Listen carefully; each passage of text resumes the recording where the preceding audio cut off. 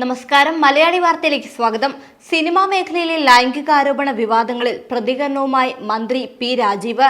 സർക്കാരിന് ആരെയും സംരക്ഷിക്കേണ്ട ആവശ്യമില്ല. അമ്മ ഭാരവാഹികളുടെ രാഷ്ട്രീയം എന്തെന്ന് എല്ലാവർക്കും അറിയാമല്ലോ. ഹേമ കമ്മിറ്റി റിപ്പോർട്ട് കോടതി പരിശോധിക്കുന്നുണ്ടെന്നും പി രാജീവ് വ്യക്തമാക്കി.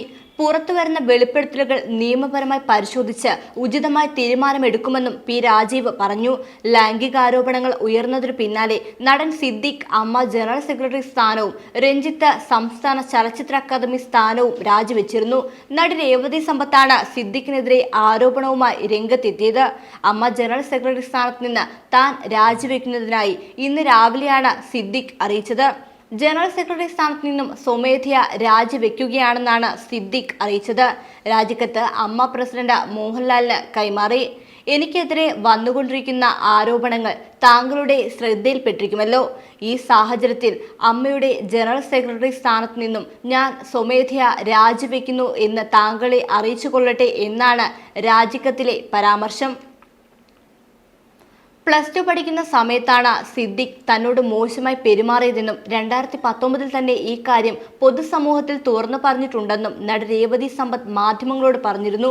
പീഡനം നേരിട്ടുവെന്ന് തുറന്നു പറഞ്ഞതിനു പിന്നാലെ സിനിമയിൽ നിന്നും മാറ്റി നിർത്തപ്പെട്ടെന്നും അവർ കൂട്ടിച്ചേർത്തു.